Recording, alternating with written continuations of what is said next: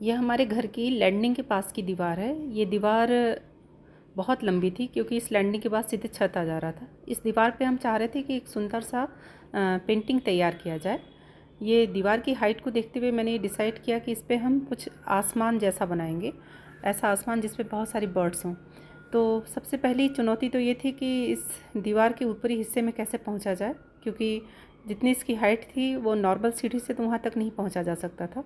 उसके लिए हमारे यहाँ जो पेंटर था उसने अपनी एक बड़ी सीढ़ी हमें दे दी, तो हम आसानी से इस काम को करने में जुट गए।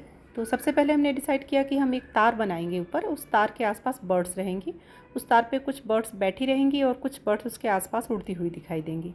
तो तार को सीधा बनाना था। सीधा बनाने के लिए कुछ और तो समझ में नहीं आया। फिर हमने सोचा कि 2 मास्किंग टेप लेते हैं, उसके बीच में कुछ दूरी रख कर उसे चिपका देंगे और जो बीच वाला हिस्सा है उसे हम कलर से भर देंगे। तो हमने इसी प्रोसीजर को अपनाया और तार के बीच वाले हिस्से को हमने सफ़ेद कलर से भर दिया। तो जब हमने ये मास्किंग टेप हटाया तो हमें एकदम स्ट्रेट लाइन मिल गई और उस स्ट्रेट लाइन को हम एज ए तार यूज़ करेंगे। तो उसके आसपास अब हमें बर्ड बैठाना था।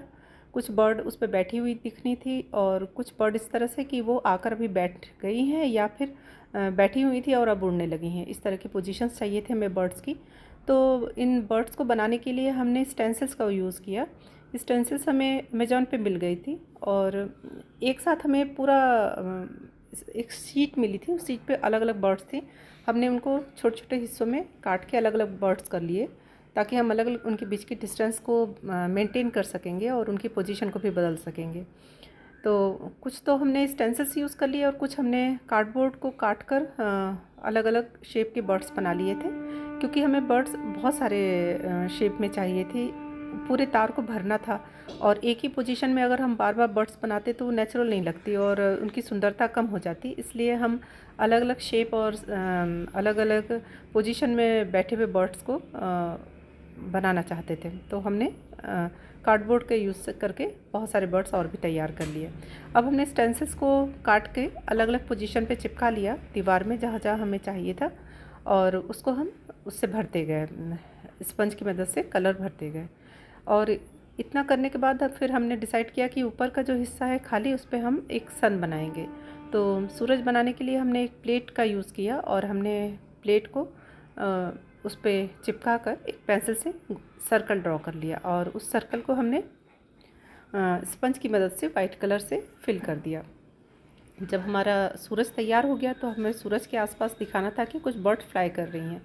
तो उसके लिए हमने फिर स्टेंसिल्स के बर्ड का यूज़ किया और उसमें जो ऐसी बर्ड्स थी जो फ्लाइंग पोजीशन में दिख रही थी उसे हमने उसके चारों तरफ चिपका दिया।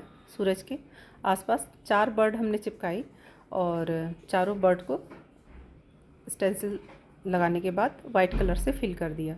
और स्टेंसिल्स को जब हम एक साइज़ में लगा के करते हैं तो बर्ड का शेप अलग आता है और जब हम उसे पलट देते हैं तो बर्ड का डायरेक्शन ऑफ चेंज हो जाता है, तो बर्ड कुछ अलग दिखने लगती है। तो एक ही स्टेंसिल्स को लगभग 2 बार 2 तरीके से यूज़ किया जा सकता था।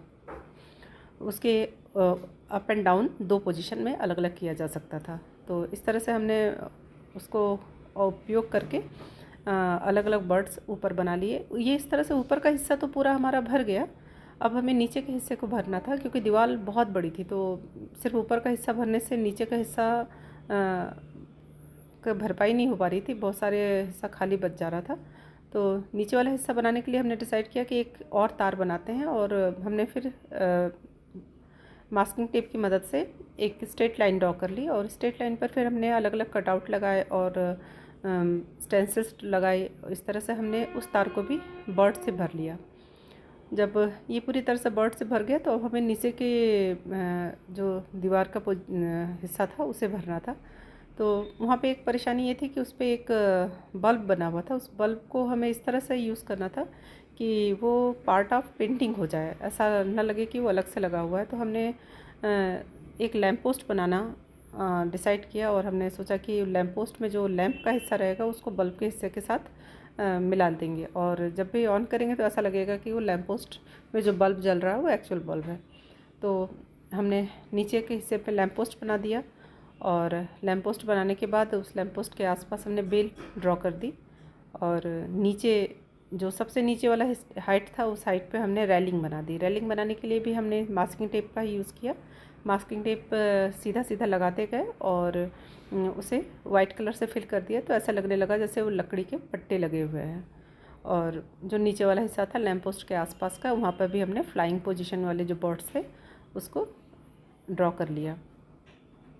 इस तरह से ये पूरे दीवार भर गई। पर ये दीवार की पोजीशन कुछ ऐसी थी कि मैं एक साथ पूरा का पूरा जो व्यू था वो एक साथ दिखा नहीं पा रही थी, क्योंकि उसके आगे सीढ़ियाँ बनी हुई हैं, तो कुछ सीढ़ियाँ नीचे जाती हुई हैं, कुछ ऊपर जाती हुई हैं। तो किसी भी पोजीशन पे मैं खड़ी होकर अगर मैं एक साथ पूरा ड्राइंग को लेना चाहूँ तो ले नहीं पा रही थी, क्योंकि सामने उसकी कोई समतल ज़मीन नहीं थी। पर ये बनने के बाद बहुत ही अच्छा लग रहा था, देखने में काफ़ी सुंदर लग रहा था और ऐसा लग रहा था कि इसे किसी प्रोफेशनल आर्टिस्ट ने बनाया हुआ है।